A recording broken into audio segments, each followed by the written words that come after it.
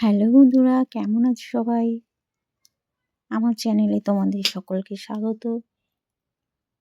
তো আমি আজ বানাবো আটা এবং ফুলকপি দিয়ে এক অসাধারণ রেসিপি, যা তোমরা বাড়িতে সহজেই বানিয়ে নিতে পারবে।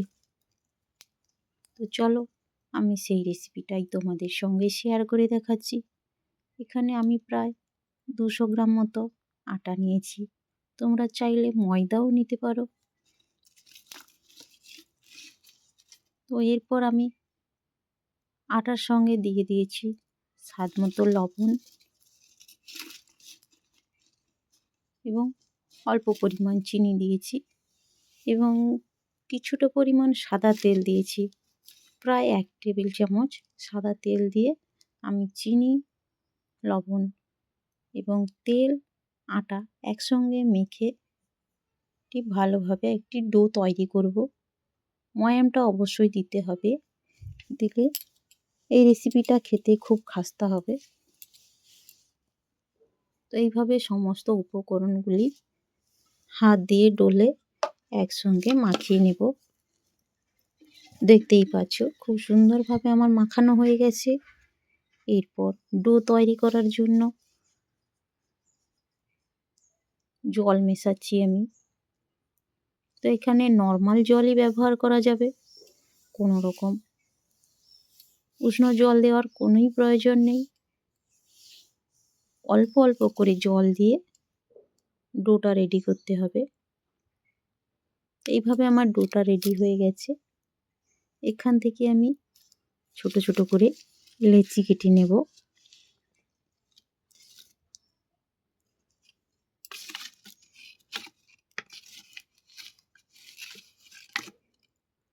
তো এইভাবে লেচিগুলো কেটে নিচ্ছি। তোমরা চাইলে ছোট কিংবা বড়ও করতে পারো। তো আমার 200 গ্রাম আটা থেকে 6খানা লেচি তৈরি হয়ে গেছে। এরপর আমি ওটাকে ঢাকা দিয়ে কিছুক্ষণের জন্য সরিয়ে রাখলাম। ঢাকা দেওয়ার ফলে ওই ডোটা আরও একটু সফট হয়ে যাবে। এরপর আমি এখানে গ্যাসের ওভেনে কড়াই বসিয়ে দিয়েছি এবং 2 চামচ সরিষার তেল দিয়েছি। তেলটাও গরম হয়ে গেছে। ওখানে আমি ফোড়ন হিসাবে সাদা জিরে ব্যবহার করেছি। এরপর আমি ওতে দিয়ে দিয়েছি 1 চামচ আদা বাটা, কিছুটা পরিমাণ কাঁচা লঙ্কা কুচি দিয়ে একসঙ্গে আমি ভেজে নিচ্ছি।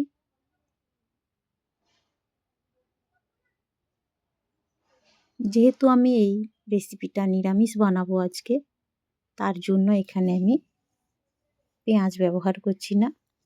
এরপর আমি আগে থেকে সেদ্ধ করে রেখেছিলাম ফুলকপিটা সেদ্ধ করে একটু গুঁড়ো গুঁড়ো করে নিয়েছি। এরপর ওটাকেই আমি কড়াইতে দিয়ে দিলাম, দিয়ে খুব ভালোভাবে নাড়াচাড়া করব। যেহেতু আমার ওই ফুলকপিগুলো একটু বড় সাইজের রয়ে গেছে, তার জন্য আমি খুন্তি দিয়ে এইভাবে একটু ভেঙে নিচ্ছি। তো এতে দেওয়ার জন্য আমি সেদ্ধ করা আলু গ্রেট করে রেখেছিলাম, ওটাও একসঙ্গে দিয়ে ভালো করে নাড়াচাড়া করে নেব।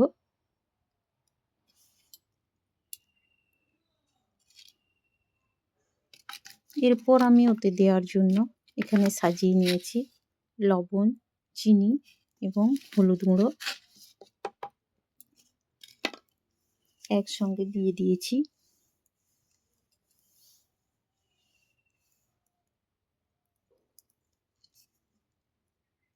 এইভাবে বেশ কিছুটা সময় নেড়ে নেব।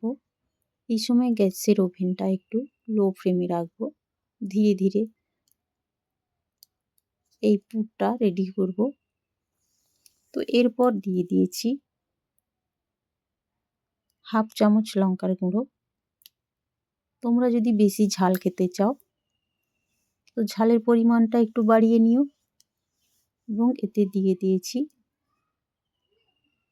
কাঁচা মটর, এরপর দিয়ে দিচ্ছি গরম মশলা গুঁড়ো, দিয়ে আবারও একসঙ্গে এইভাবে বেশ কিছুটা সময় নাড়াচাড়া করব। পুরটা প্রায় রেডি হয়ে এসেছে। এর উপর দিয়ে দিলাম কেটে রাখা ধনেপাতা কুচি, দিয়ে একটু সময় খুব ভালোভাবে নেড়ে ধনেপাতাটা মিশিয়ে নিয়ে পুরটাকে নামিয়ে নেব একটা প্লেটে ঠান্ডা হওয়ার জন্য। তো আমি এখানে একটি প্লেট নিয়েছি এবং ওই পুরটাকে আমি ওই প্লেটের উপরে ঢেলে নিচ্ছি। পুরটা ঠান্ডা হতে থাক।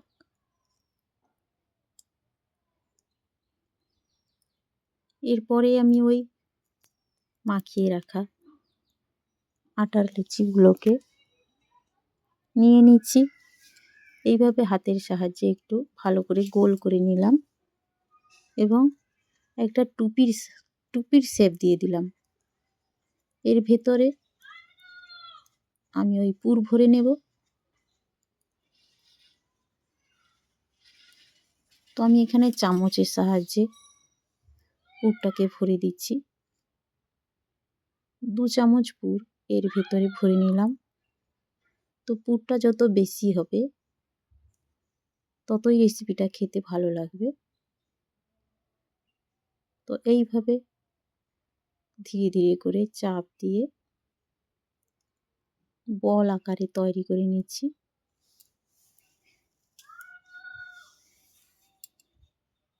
এরপর ওই বলটাকে আমি 2 হাতের সাহায্যে চেপে চেপে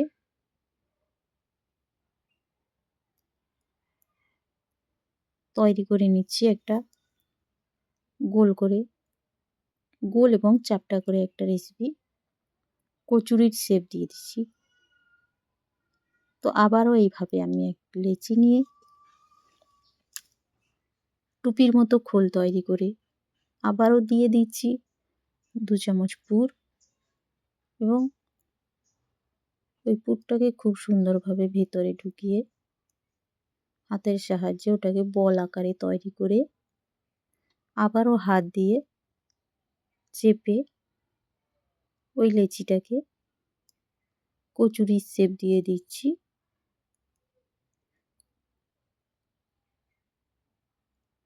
দেখতেই পাচ্ছ কোনো রকম আমার পুরগুলো বেরিয়ে যাচ্ছে না ওর ভিতর থেকে। এইভাবে আমি সমস্তগুলোতে ধীরে ধীরে পুর ভরে নিয়ে এইভাবে তৈরি করে নিচ্ছি।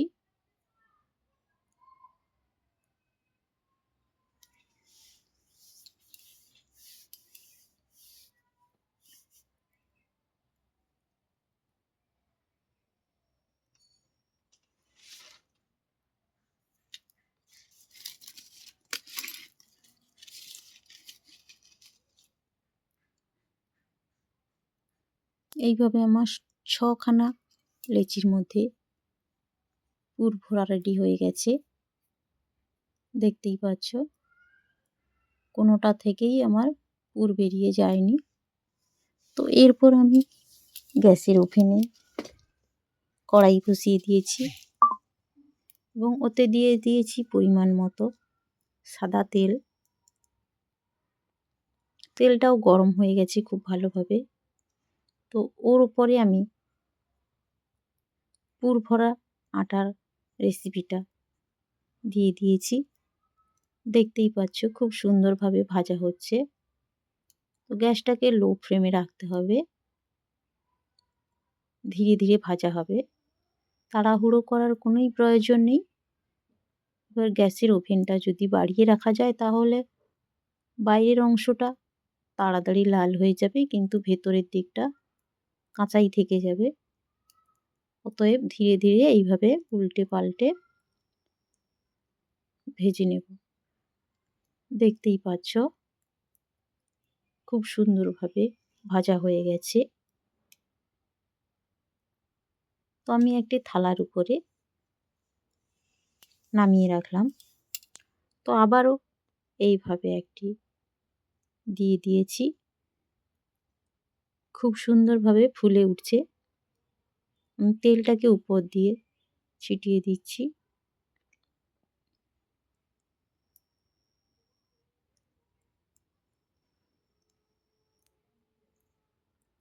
তো এই রেসিপিটা খেতে খুব সুন্দর হয় বন্ধুরা। তো আমি চাইবো তোমরাও বাড়িতে এইভাবে তৈরি করো এবং কেমন হয়েছে তা কমেন্টে অবশ্যই জানিও। তো এইভাবে আমি আবারও একটা ভেজে নিচ্ছি। খুব সুন্দরভাবে ভাজা হয়ে গেছে। এটাকেও আমি এইভাবে তুলে রাখলাম। পরপর আমি সমস্তগুলোকে ভেজে নিচ্ছি। দেখতেই পাচ্ছ, দেখতেই খুব সুন্দর লাগছে। যেমন দেখতে সুন্দর তেমনি খেতেও সুন্দর হয়। সবগুলো আমার রেডি হয়ে গেছে। আমি ভেঙে তোমাদেরকে দেখিয়ে দিয়েছি। খুব খাস্তা হয়েছে এবং ভেতরটা পুরে ঠাসা। তো বন্ধুরা, ভালো লাগলে অবশ্যই একটি লাইক করো এবং কমেন্টে জানিও। এরপর দেখা হচ্ছে আবারও নতুন রেসিপি নিয়ে।